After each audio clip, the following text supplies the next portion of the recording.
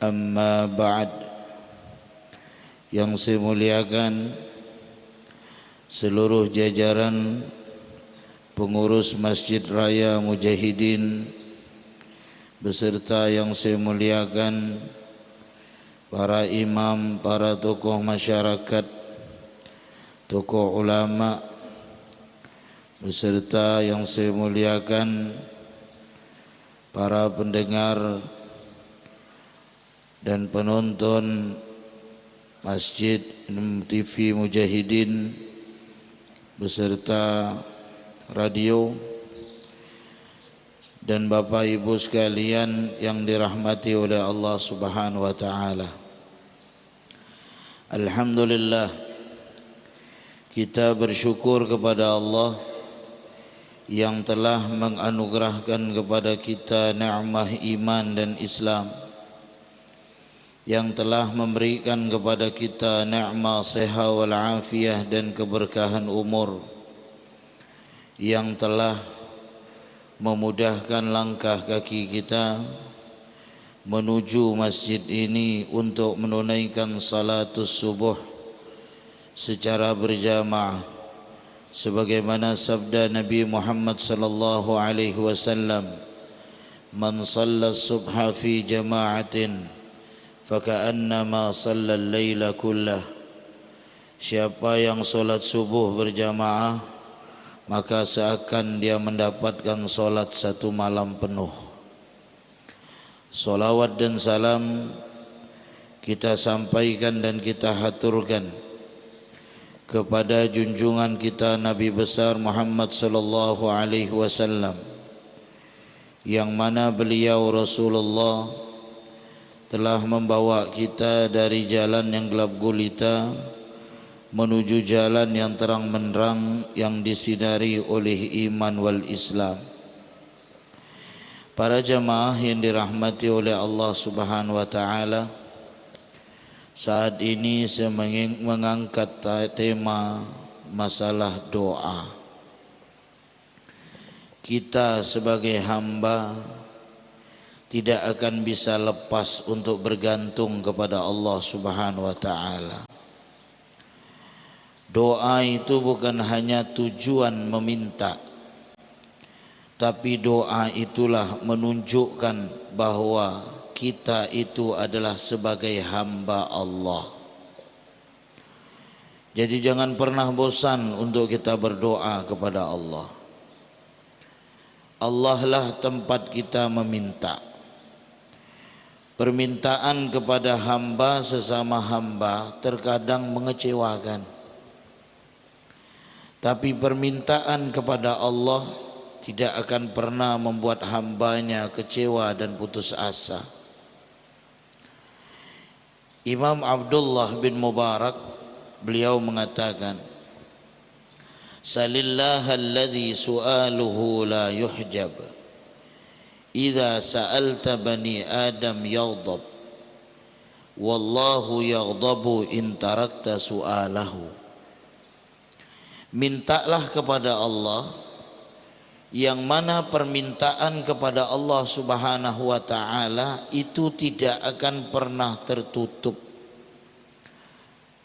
Beda dengan hamba. Siapapun hambanya, baiknya luar biasa, ahli sedekah sekalipun, coba antum datang ke rumahnya setiap hari minta.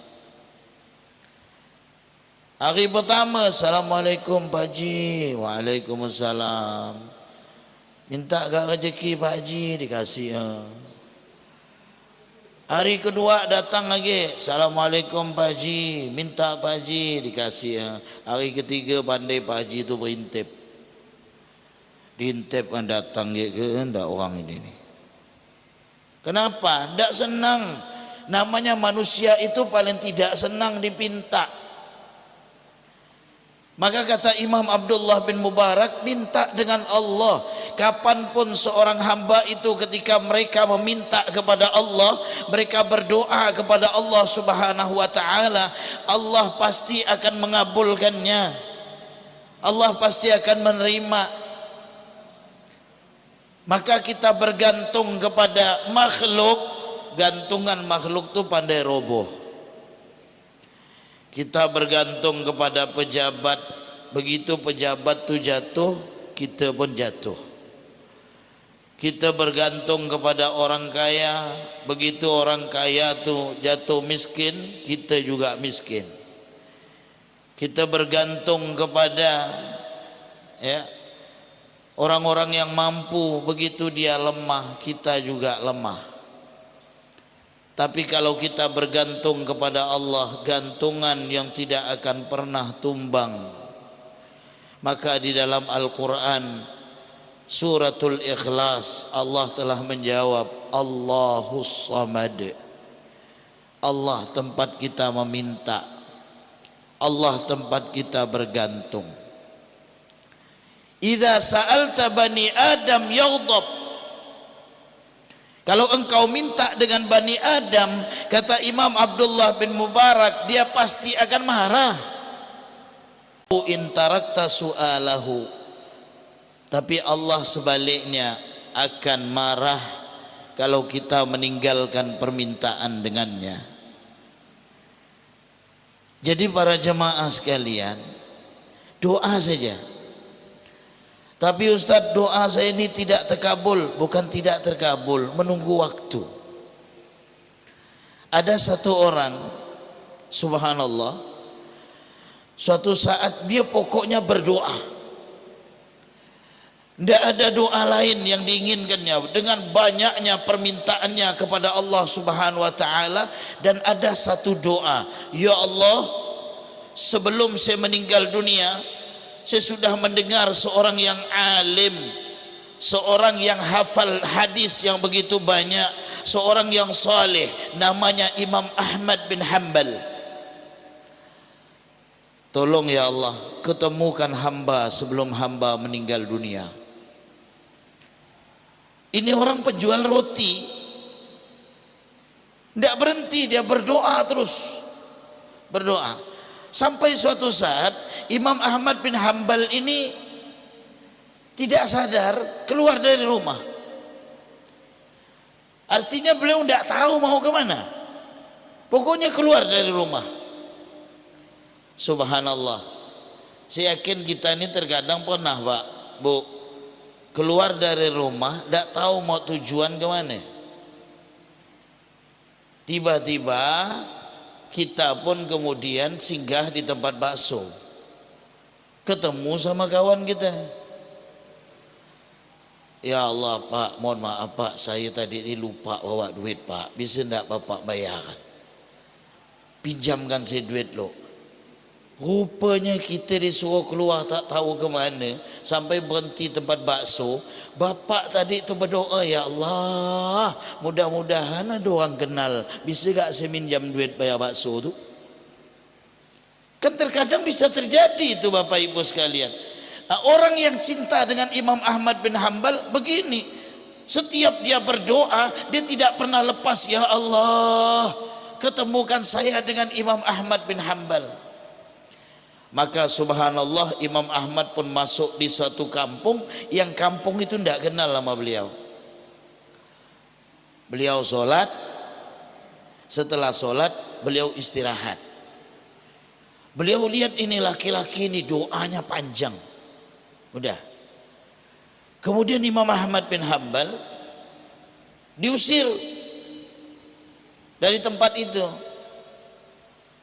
Subhanallah, orang kan tidak kenal. Dulu kan bukan zaman digital. Kalau sekarang kan ulama terkenal tuh pasti dikenal orang, tidak berhenti video itu masuk gitu lah. Dulu kan tidak. Saya pernah merasa dengan yang dirasakan Imam Ahmad. Saya pernah satu kali, waktu itu ceramah kerusuhan, masa kerusuhan di Kalbar. Saya pas ceramah di Ngabang waktu itu, ceramah di Ngabang, ya Allah. Di baliho tu ada penolakan EPI di Ngabang waktu itu. Ya, kalau saya pakai gamis nih, bahaya gak nih, dah mati saya. Ceramahnya pagi, saya harus berangkat malam. Saya pun pakai lepis, saya pakai baju kaos. Jam 3 subuh kami sampai, lihat ada masjid Kami pun tidur lah. Saya tidur di situ, rupa kena usir Pak. Kena usir. Ya Allah, kata saya ni. Teringat kisah Imam Ahmad bin Hanbal. Udahlah, tidak apa-apa.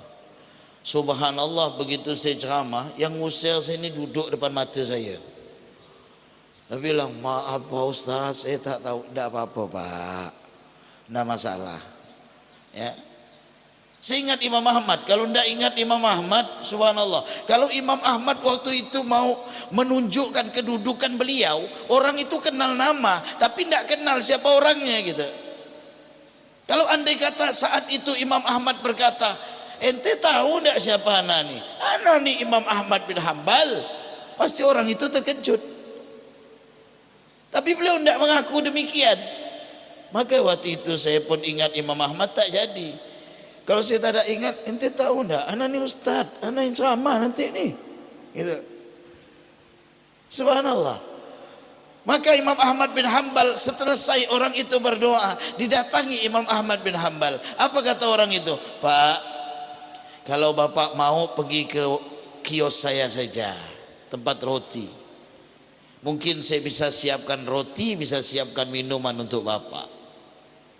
Maka subhanallah, Imam Ahmad bin Hanbal pun duduk.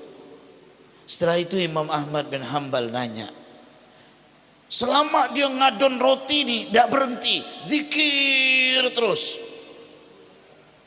Zikir kan bebas. Ibu-ibu ketika haid pun mau zikir kan boleh Bu. Coba ibu-ibu nanti masa sahur, pokoknya tak berhenti, zikir terus. Sambil masak, sambil dapat pahala Bu. Ya. Karena ibu-ibu ni pahala lebih besar, mempersiapkan suaminya untuk sahur. Kadang suami dibangunkan tidur lagi. Asal ibu ikhlas Bu, insya Allah ibu dapat pahalanya 2. Tapi kalau sambil ibu masak, nyaman jadi laki-laki. Kita masak dia masih tidur ya begini, itu tak dapat pahala Bu. Ya. Maka subhanallah, Imam Ahmad bin Hanbal nanya, hei pemuda, ya, saya lihat engkau itu berdoanya lama dan engkau tidak berhenti, lidahmu itu berzikir kepada Allah Subhanahu wa taala. Sahabat ada juga namanya Sayyiduna Abu Bakar Siddiq radhiyallahu an. Sayyiduna Abu Bakar itu terkenal seorang hamba yang senang lidahnya untuk berzikir, sampai beliau itu pernah masuk ke dalam WC ditahan batu antara 2 giginya. Kenapa? Takut berzikir. Dalam WC kan tidak layak Bapak Ibu sekalian. Dan saya terpikir, orang tua kita dulu itu, mereka itu tidak berhenti zikir. Contohnya apa Bapak Ibu? Mereka dulu kalau bercerita, Pak, lihat ayahanda yang tua-tua tuh, ibunda tua-tua, pasti mereka zikir. Contoh saya kasih. Saya ya pergi ke puncak Bogor, ya Allah, dia nyebut ya Allah tuh. Begitu indah pemandangannya, subhanallah. Betul tak? Orang dulu kan gitu kan? Begitu saya tengok ke atas langit, masya Allah. Tapi begitu saya tengok ke bawah, astagfirullah, rasa nak nunjam. Zikir terus itu sampai terkejut dulu tuh Allah, walaupun nambah mak gitu Pak. Allah mak. Kalau sekarang enggak Pak, alamak katanya. Hilang dah Allahnya. Zikir mereka dulu asal bercerita zikir. Coba kalau sekarang saya yo pergi puncak Bogor, pemandangan amazing, gampang itu. Begitu saya tengok ke bawah, astaga. Ini sekarang ini. Coba orang tua dulu udah ngajarkan kita zikir kepada Allah. Ini orang berzikir terus. Sampai Imam Ahmad bin Hanbal nanya, pemuda, ya, ada tidak doa engkau yang tidak dikabulkan oleh Allah? Maka dia menjawab, alhamdulillah, semua doa saya dikabulkan oleh Allah Subhanahu wa taala, kecuali satu. Apa? Saya sudah lama berdoa, ya Allah, sebelum saya meninggal dunia ketemukan dengan Imam Ahmad bin Hanbal. Terkejut Imam Ahmad bin Hanbal. Pantas tadi itu saya keluar dari rumah tidak tahu kemana. Ternyata Allah tuh mau ngabulkan doa pemuda itu ketemu dengan Imam Ahmad. Maka beliau menjawab, sayalah Imam Ahmad bin Hambal. Subhanallah. Itu kalau Allah mau ngabulkan doa tuh Bapak Ibu. Kalau kita belum merasakan saat ini doa kita dikabulkan oleh Allah, ada saatnya dikabulkan Allah. Allah udah jawab di dalam Quran, dan ayat itu ya berbaris dengan perintah puasa. Apa kata Allah Subhanahu wa taala?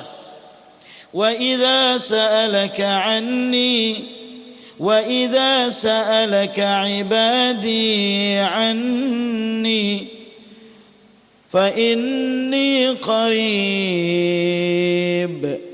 ujibu da'watad da'i idza da'an falyastajibu li wal yu'minu bi la'allahum yarshudun. Apabila hamba itu bertanya tentangku, kata Allah, aku ini dekat. Allah itu dekat.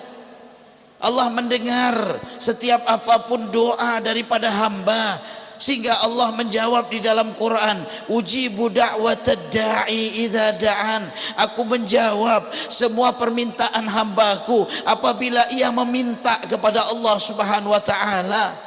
Minta kepada Allah, Allah jawab, tapi dengan syarat falyastajibu li wal yu'minu bi. Penuhi panggilan Allah, jalankan perintah Allah, meminta dengan Allah. Ya, ini mau minta, ya Allah, ya Allah, solat tak warna, ya Allah, puasa pun tidak, ya Allah. Kita jalankan perintah Allah, kita jauhi apa yang dilarang oleh Allah Subhanahu wa taala. Minta, di antara hak hamba kepada Allah adalah meminta, dan kewajiban Allah untuk menyampaikan kepada hambanya dengan apa yang dia minta kepada Allah Subhanahu wa taala. Apalagi saat ini Bapak Ibu sedang puasa, doa orang berpuasa itu mustajab, kabul. Thalathu da'awat mustajabat la syakka fihin. 3 doa yang pasti dikabulkan Allah, dan salah satunya adalah da'watus shaim, doa orang yang berpuasa. Kabul tuh, minta aja kepada Allah, apalagi dalam puasa gini nih, minta apapun yang kita inginkan, minta saja. Perbendaharaan Allah itu banyak. Allah punya nama Al-Mujib, yang maha menjawab. Dijawab oleh Allah apapun. Apalagi kita meminta kepada Allah dalam puasa, kita minta lagi di masjid, ya. Kita minta kepada Allah setelah kita melaksanakan ibadatus shalah. Kita minta kepada Allah saat dikabulkan doa. Kapan? Hujan turun tuh doa mustajab Bapak Ibu sekalian. Kalau ketika hujan itu doa aja, doa, ya. Jangan kita marah hujan itu. Saya ketika membaca hadis Rasulullah SAW tentang doa inda nuzulil matar, doa ketika turun hujan itu mustajab. Setiap saya lihat hujan, saya tetap berdoa. Saya tetap berdoa. Saya mungkin beda dengan Bapak Ibu. Kalau Bapak Ibu sekalian, kalau hujan anaknya disuruh masuk. Kalau saya hujan lebat, anak saya suruh hujan. Itu terbaliknya saya dengan Bapak Ibu. Ya. Kalau orang tua kita dulu, nak masuk nanti demam. Kalau saya begitu hujan lebat, nak ayo hujan semuanya. Karena kenapa? Awalnya saya tidak menyuruh mereka berhujan, tapi setelah saya membaca bagaimana Rasulullah ketika turunnya hujan, beliau bahkan membuka baju beliau, mengangkat sarung beliau, celana beliau sampai ke atas pusatnya. Kan aurat laki-laki kan antara lutut dengan pusat, diangkat. Maka kemudian Rasulullah membasahkan badan beliau, ingin merasakan rahmat Allah, hujan itu. Setelah saya buka ayat-ayat tentang hujan, hikmahnya, fadilahnya begitu besar Bapak Ibu sekalian.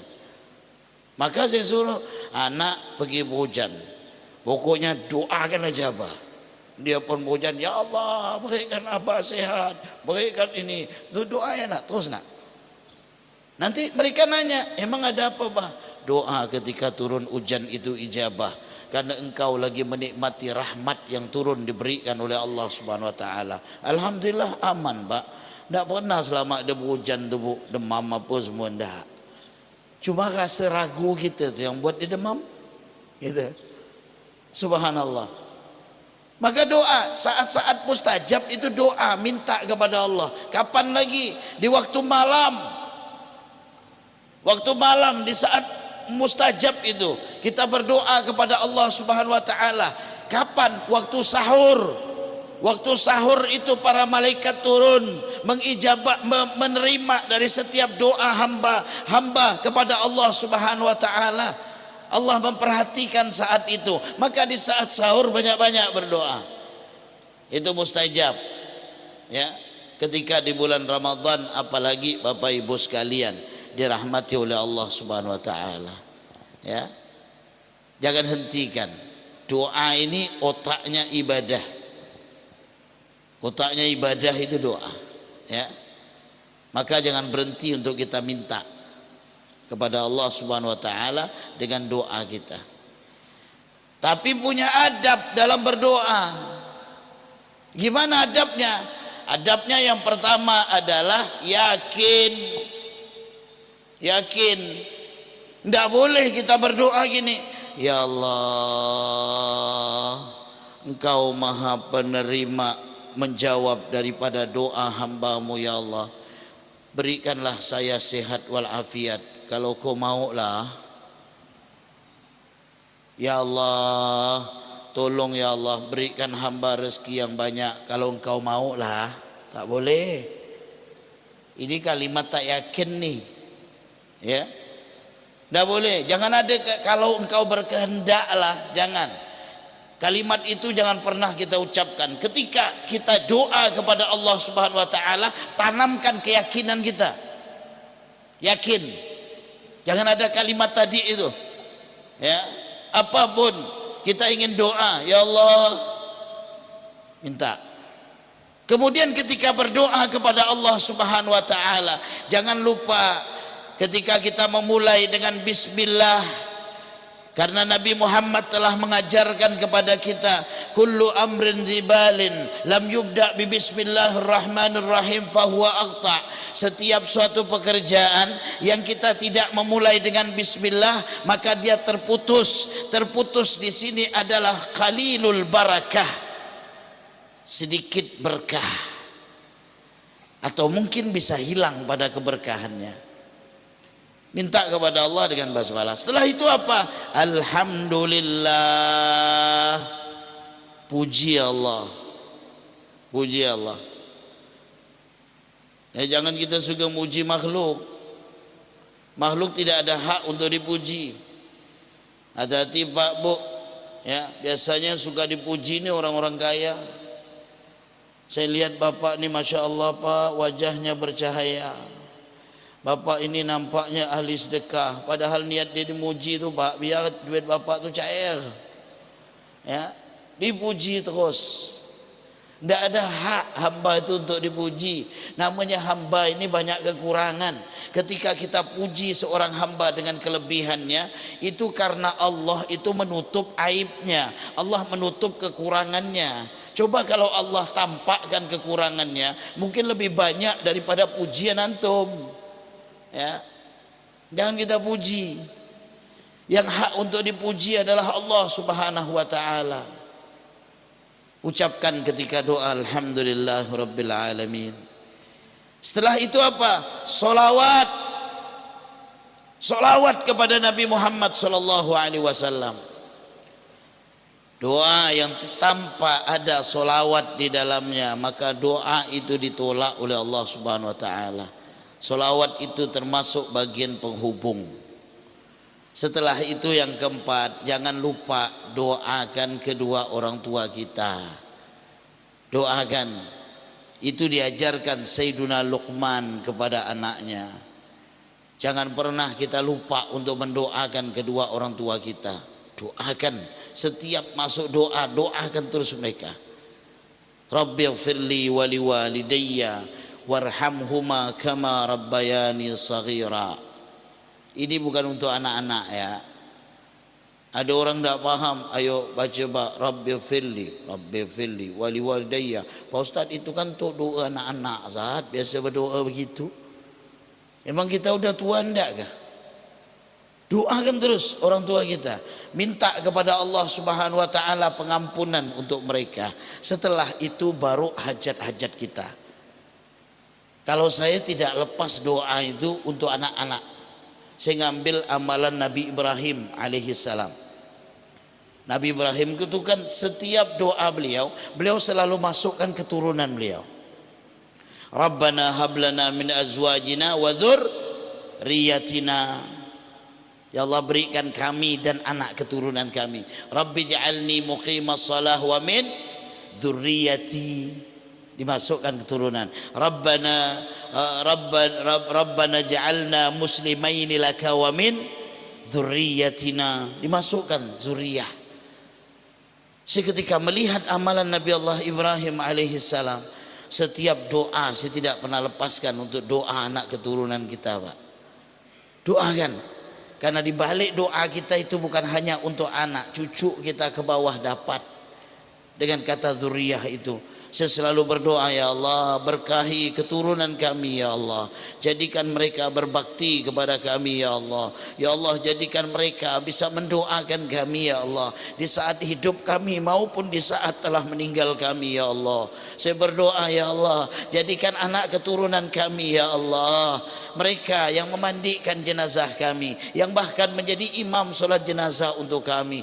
Terus doa kepada Allah sampai Allah mengabulkan.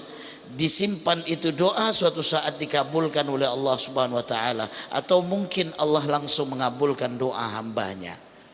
Doakan, karena doa orang tua kepada anak itu mustajab, Pak, dikabulkan oleh Allah. Dua doa yang tidak akan ditolak oleh Allah. Yang pertama adalah doa anak kepada orang tua, dan yang kedua adalah doa orang tua kepada anak, tidak akan ditolak oleh Allah Subhanahu wa taala. Maka kita harus paham bagaimana larangan-larangan ketika kita berdoa. Setelah kita yakin, baru kita yakin, rendahkan hati kita. Rendahkan hati kita. Jangan berdoa dengan kesombongan. Gimana doa yang diajarkan oleh Rasulullah sallallahu alaihi wasallam? Apabila engkau meminta, salillaha biakfi aidikum wa idza faragtum minha famsahu biha wujuhakum. Mintalah kepada Allah dengan telapak tangan kalian. Doa ngangkat nih, minta kepada Allah. Namanya minta. Minta kepada Allah. Ya.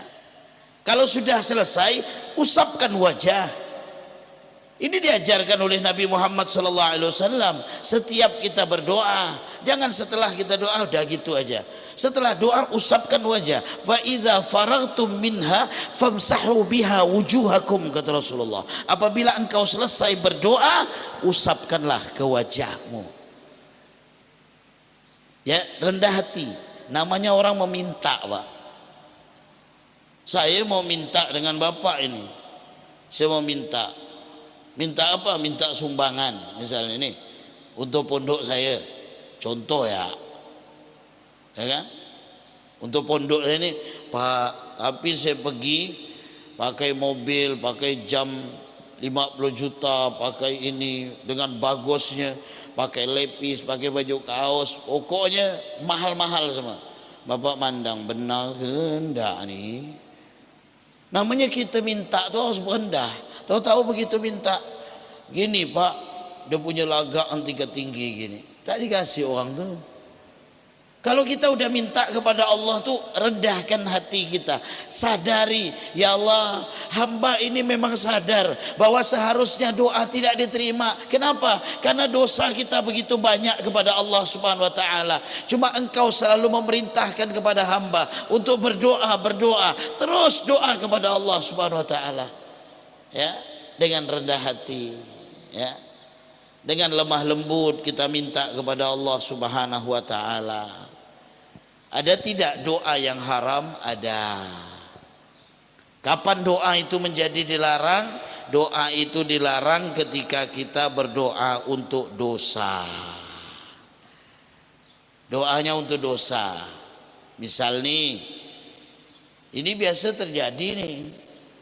Misalnya, Ustaz, tolong Ustaz, doakan, ini barang saya nih Ustaz, dah tahu nih narkoba nih, doakan tembus Ustaz, tak kena tahan Ustaz.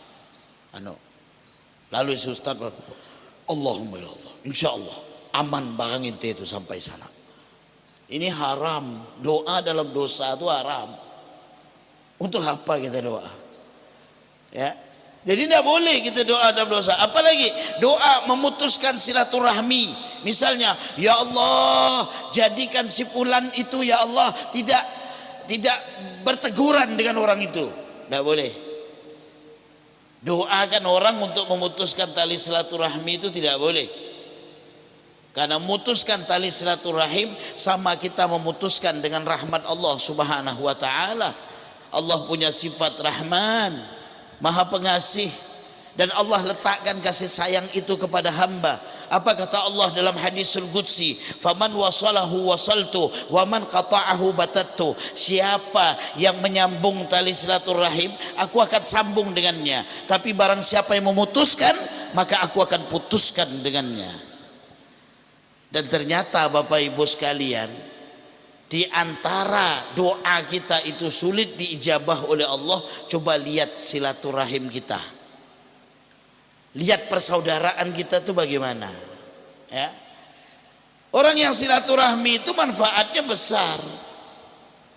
Dia minta doa dengan rezekinya. Setelah dia berdoa dengan rezekinya, dia minta doa panjang umur. Setelah dia berdoa dengan panjang umur, lihat Rasulullah sudah ngajarkan gimana caranya mendatangkan rezeki. Di antaranya silaturahim. Bagaimana caranya diberikan oleh Allah umur ini menjadi berkah, di antaranya silaturahim. Maka dalam sabda Nabi Muhammad sallallahu alaihi wasallam, man ahabba ayyabsuta rizqahu wa yansha'u lahu fi umrih falyasir rahimah. Siapa yang ingin dilapangkan rezekinya oleh Allah, yang ingin dipanjangkan umurnya oleh Allah, maka ikat tali silaturahim. Maka dibalik kita berdoa, saya doa terus minta rezeki, tapi memutuskan tali silaturahim, tidak ada rezeki itu akan datang. Justru akan semakin sulit. Kenapa Allah tidak mengabulkan? Karena Rasulullah sudah memerintahkan kepada kita untuk kita minta kepada Allah Subhanahu wa taala, dan jalan amalannya adalah silaturahim. Ya. Kemudian doa apa lagi? Doa celaka untuk orang lain atau diri sendiri. Itu dilarang. Ya, misalnya nih, dia nunggukan duit nih, tak ada gak datang-datang, sementara utang dia udah nunggu. Ya, utang, ya Allah, inilah gini nih, bebaik aku nih tabrakan ya lah. Kau udah mati itu dia tak bakal nagih gitu dah. Dah boleh, dah boleh. Doa yang kecelakaan untuk orang lain atau untuk diri sendiri itu hal yang dilarang oleh Allah Subhanahu wa taala dan Rasulnya. Kemudian yang kedua, jangan terburu-buru. Gitu. Jangan terburu-buru. Artinya apa? Tidak sabar kita tuh menanti doa kita tuh dikabulkan oleh Allah Subhanahu wa taala, sehingga dia merasa tidak dikabulkan, dia berhenti berdoa. Udahlah sebulan dah berdoa tak ada gak dikabulkan, jangan berdoa lah sekali macam itu. Jangan terburu-buru kita. Allah itu ketika belum mengabulkan doa daripada hamba, tidak dikabulkan saat ini, mungkin nanti Allah tuh ngabulkan. Kalau tidak, itu doa akan menjadi tabungan di akhirat, sehingga nanti ketika di akhirat kita terkejut, ya Allah, apakah ini yang kau berikan kepada hamba? Itulah doa di saat engkau di dunia yang belum aku kabulkan, ternyata Allah simpan kita untuk di akhirat. Kalau andaikan saat ini belum dikabulkan oleh Allah, mungkin ada saatnya. Saya yakin Bapak Ibu semuanya yang ada di Masjid Raya Mujahidin ini pernah merasakan. Setelah 10 tahun, ya Allah, inilah doa saya dulu nih. Ternyata engkau kabulkan saat ini ya Allah. Gitu. Cuma rata-rata kan setelah 10 tahun kita tuh tidak sadar, ya, bahwa doa kita tuh sudah dikabulkan oleh Allah Subhanahu wa taala, ya. Doa itu tidak boleh melampaui batas, ya. Artinya jangan kita berdoa kepada Allah Subhanahu wa taala awal doanya lembut, ya Allah, Engkau Maha mengabulkan doa hamba. Doakan ya Allah, terimalah doa hamba nih. Hamba lagi perlu ya Allah. Sebulan dia berdoa tak ada kak. Ujung-ujung masuk bulan, ya Allah, udah 2 bulan dah hamba doa, belum lagi kau kabulkan ya Allah. Tak boleh tuh. Ada rasa bahwa benar-benar kita itu yakin bahwa Allah Subhanahu wa taala itu mengabulkan daripada doa kita, ya. Apalagi sampai mengucapkannya tadi tuh, ya Allah, ampunilah aku jika engkau mau ya Allah. Tidak boleh.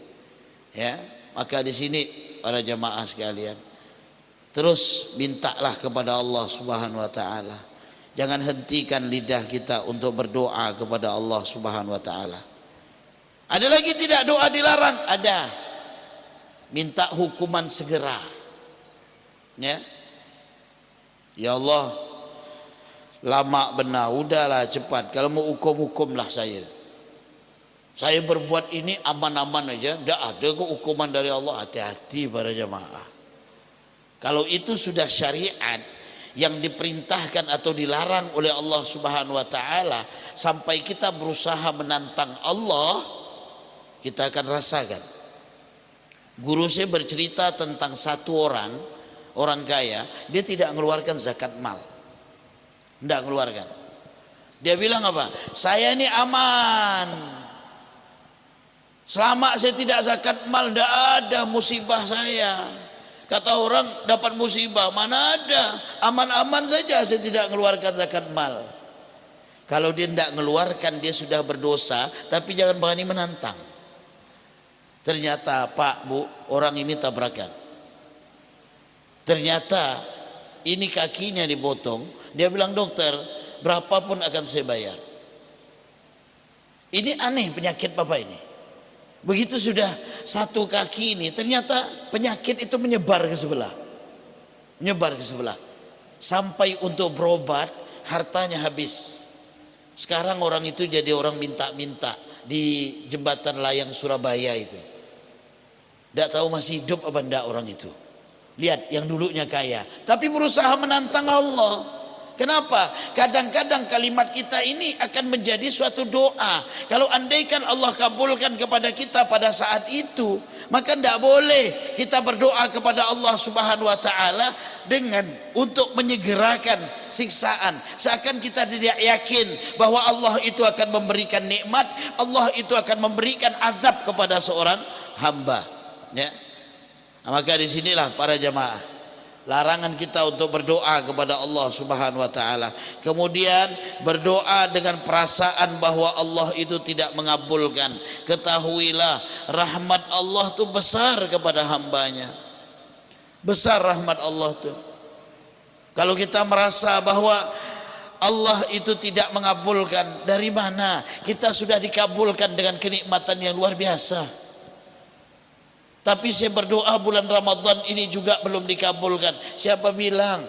Kita di Pontianak ini alhamdulillah tidak ada orang mati kelaparan untuk puasa. Kalau dia tidak ada untuk buka puasa, dia pergi ke masjid-masjid itu aman. Di mana-mana masjid sekarang ada makanan. Di mana-mana masjid ada minuman, tidak ada orang yang susah. Yang susah itu orang yang tidak bersyukur kepada Allah Subhanahu wa taala sehingga dia tidak mau berdoa dengan kesombongannya. Apa kata Allah Subhanahu wa taala di dalam Al-Qur'an? Ud'uni astajib lakum innal ladzina yastakbiruna an ibadati sayadkhuluna jahannama dakhirin. Berdoalah kepadaku, kata Allah, astajib lakum, aku akan kabulkan doa kalian. Dan barang siapa yang mereka sombong dari ibadahnya kepada Allah Subhanahu wa taala, sayadkhuluna jahannama dakhirin, Allah akan masukkan dia neraka yang paling bawah, neraka jahanam. Nauzubillah min zalik. Maka hikmah kita pada subuh hari ini, mari Bapak Ibu sekalian, basahkan lidah kita untuk senantiasa meminta kepada Allah dan hanya kepada Allah Subhanahu wa taala. Karena hakikat seorang itu akan dinamakan hamba, yang sebenar-benarnya hamba, mereka la yarju illa iyah, mereka tidak berharap kecuali hanya kepada Allah Subhanahu wa taala. Mudah-mudahan setiap untaian doa Ramadan kita dikabulkan oleh Allah Subhanahu wa taala. Mudah-mudahan Allah jadikan anak keturunan kita orang yang saleh dan salehah, orang yang alim dan alimah, orang-orang yang berakhlak. Allah jadikan mereka para penghafal Quran. Mudah-mudahan dengan doa yang kita ucapkan di bulan Ramadan untuk saudara kita di Palestina, di Gaza, mudah-mudahan mereka diberikan pertolongan oleh Allah Subhanahu wa taala. Mudah-mudahan Allah menolong mereka, menolong Masjid Al-Aqsa dari orang-orang Yahudi, orang-orang Israel. Mudah-mudahan Allah Subhanahu wa taala mengabulkan dari segala doa kita. Allah berikan keberkahan rezeki kita, Allah berikan keberkahan keluarga kita, keberkahan anak-anak kita, keberkahan jabatan kita, keberkahan dari setiap waktu yang diberikan oleh Allah Subhanahu wa taala. Bismillahirrahmanirrahim. Alhamdulillahirabbil alamin. Wassalatu wassalamu ala asyrafil anbiya'il mursalin wa ala sahbihi ajma'in. Allahumma ya Allah, ampunkan dosa kami, dosa anak-anak kami ya Allah. Ampunkan dosa kami kepada anak kami, ampunkan dosa kami. Jika kami pernah memasukkan dalam mulut mereka dengan uang yang haram, kami khilaf ya Allah. Gantilah dengan keberkahan rezeki yang kami cari pada saat ini ya Allah. Ya Allah ya Rabbana, ampunkan dosa kedua orang tua kami ya Allah. Ampunkan dosa kami kepada mereka ya Allah. Berikan keridhaan mereka kepada kami ya Allah. Jika mereka telah meninggal dunia, dengan doa kami ini rahmati kubur mereka ya Allah. Jadikan kubur mereka taman daripada taman surga ya Allah ya Rabbana. Kami bermunajat ya Allah dan meminta kepadamu ya Allah, ampunkan dosa guru-guru kami ya Allah, dosa jami'ul muslimin wal muslimat. Ila Allahumma la tada' lana fi masjidina hadha dhanban illa ghafarta, wala hamman illa farajta, wala daynan إلا قضيت ولا مريضا إلا شفيت ولا فقيرا إلا أغنيت ولا ضالا إلا هديت ولا حاجة من حوائج الدنيا والآخرة إلا قضيتها يا رب العالمين. ربنا آتنا في الدنيا حسنة وفي الآخرة حسنة وقنا عذاب النار. وصلى الله على سيدنا محمد نبي الأمي وعلى صحبه وسلم والحمد لله رب العالمين. Para jemaah, mohon maaf atas segala kekurangan. Mungkin lidah saya menyinggung hati Bapak Ibu sekalian, mohon maaf yang sebesar-besarnya. Mudah-mudahan hikmah ini bermanfaat bagi saya, bagi Bapak Ibu sekalian yang dirahmati oleh Allah Subhanahu wa taala. Sekira cukup sekian. Subhanakallahumma wa bihamdika asyhadu an la ilaha illa anta astaghfiruka wa atubu ilaik. Tsumma assalamu alaikum warahmatullahi wabarakatuh.